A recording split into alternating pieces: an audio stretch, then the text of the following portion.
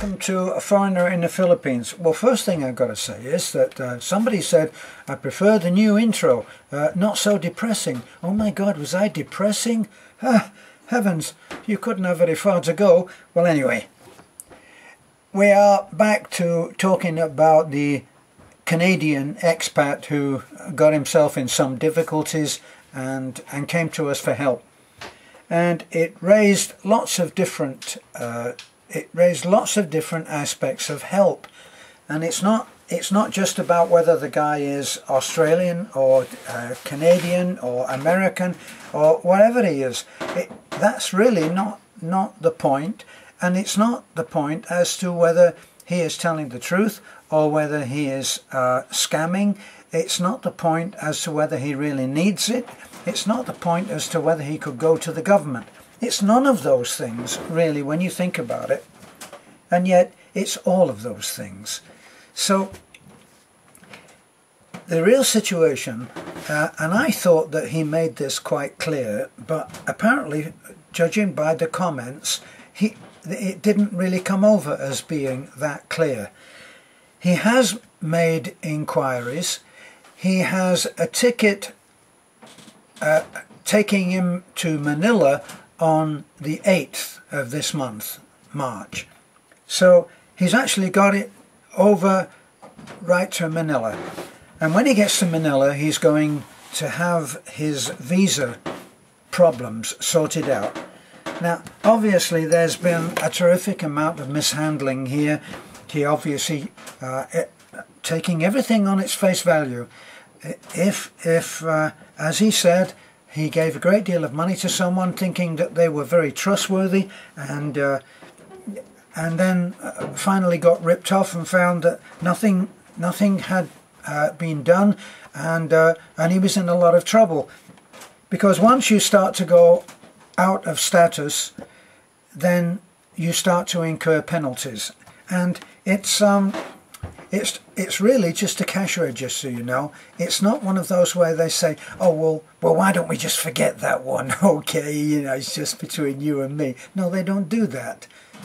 It says 1,000 here, 1,000 there, 1,000 here, comes to 3,000, and that, plus this, and plus that, and so on, and it just mounts up.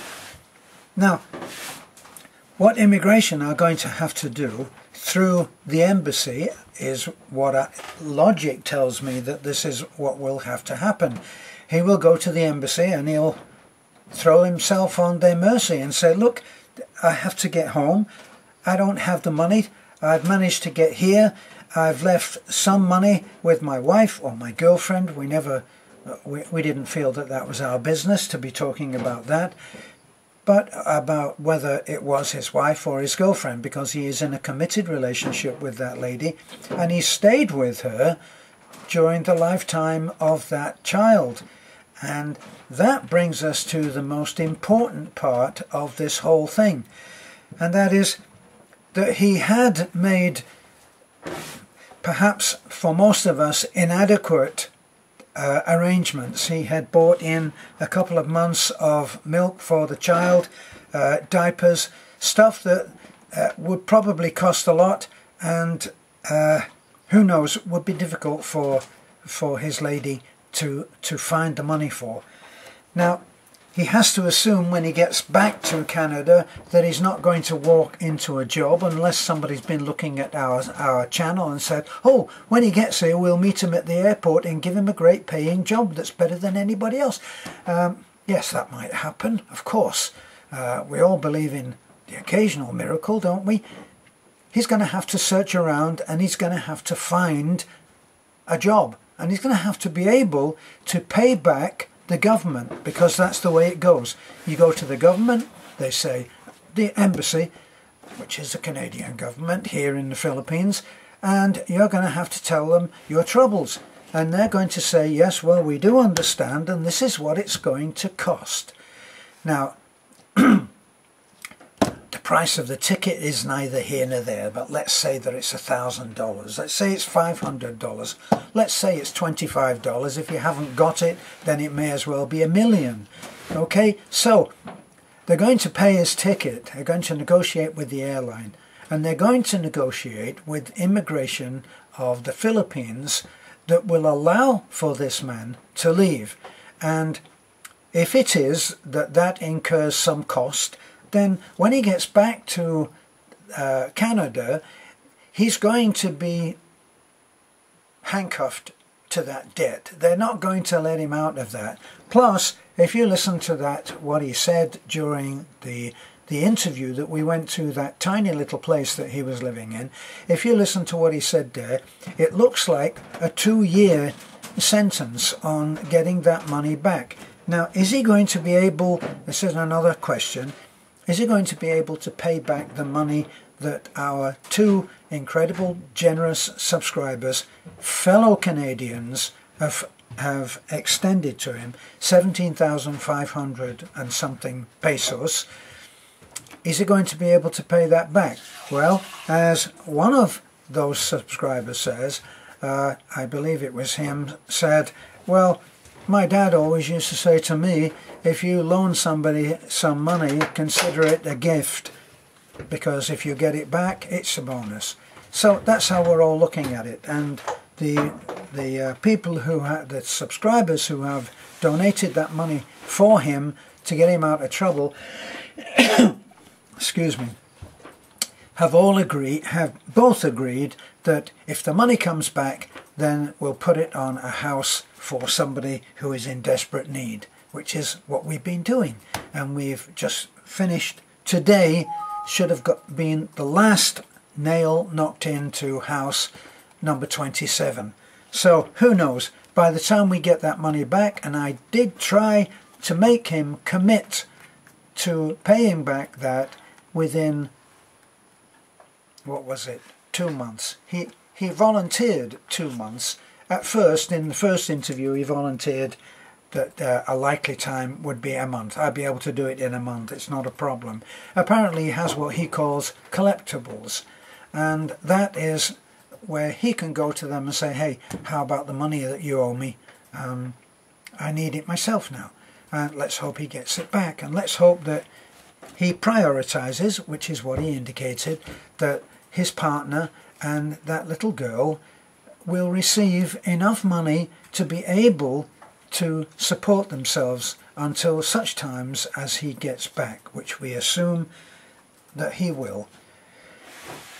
Now, what does that leave to discuss? Well, it leaves to discuss that whole point about being judgmental.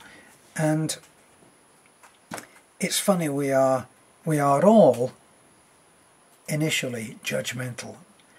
When Beth and I first heard the story, we said, what could we do?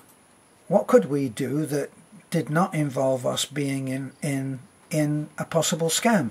Because he could have been there for a scam. And if he's watching this, you'll beg my pardon, no offence intended, we're just talking in general terms now. But anybody that comes to us and asks for money could be involved in a scam. And it's a fact of life, isn't it? And as with anybody who is asked for money, you have to judge whether the need is genuine and whether you can afford to give the help that you're being asked for. Now, some of the comments said outright, born loser, he is a loser, this, and fine, okay. Some said, this seems like a scam, why doesn't he do this, why doesn't he do that? And lots of you already knew about the fact that the Canadian embassy will repatriate him, or repatriate him, depending on whether you're American or British. So he will get home. Now, the money that we helped to raise through our 2 generous subscribers, Theo and Brian, that money is not just for a ticket. He's not going to front down to the airport with a fully paid up ticket and get home in first class or business class style. No, it will help him to get to Manila. The expenses of being in Manila, he will need money, it's a fact of life, and he will have to go to the embassy and get in line and tell his story, present his case, and then he'll have to live in some fashion while his case is being considered. Because guess what? They don't jump up and say, "Alan, where have you been? We've been waiting to help you. It's all arranged. You're leaving on the plane this afternoon." Isn't that wonderful? And wouldn't it be wonderful if that was the case? But it's not. So there's going to have to be expenses. Plus, as we asked in our video, what about your partner and this little girl? How are they going to live? Is any part of this money being left for them? And it seemed to us that he was genuine in his desire to make sure that she is going to be okay. Because when I said, we really would like you to promise that that money will be repaid, he said, I have to make them my priority, which we were very happy to hear. So, the judgmental thing, the fact is that we can't, Beth and I cannot be judgmental on, and we have ample opportunity to be judgmental. But you know, the fact is, when you start to think about whether is he going to pay the money back, I think you better kiss that money goodbye, because if he's got in that much trouble, he's not going to pay that money back. And why has he got a young wife, and why has he got this, and what, and all of those judgmental things, they're actually based in truth. It is right that he's mishandled things, and if I sit down for a moment, just before I launch in with all of my judgments, boy, I've let people down. I've been the betrayer and the betrayed. I've been the liar and the lied to. I've been the deceiver and the deceived. I've been on both sides of every kind of bad doing. Well, maybe not every kind, but I've made all the mistakes. And if you've made the mistakes, if you've never ever taken on a debt that you couldn't actually afford, if you've never done that, wow, I would love to meet you, because you must have the whole life thing really down. And I don't know anybody that has. I don't know anybody that hasn't made mistakes. I don't know anybody that hasn't let a girl down, let a guy down.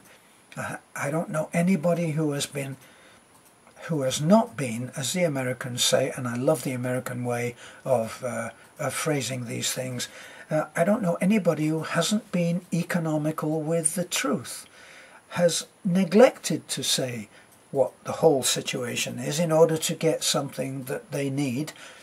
Isn't that called salesmanship, where you put all of the good side of whatever it is that you're selling, and you don't mention that there are many, many downsides, and that there are 4 of whatever you're selling that are sitting on the shelf back in the storeroom because they weren't very good.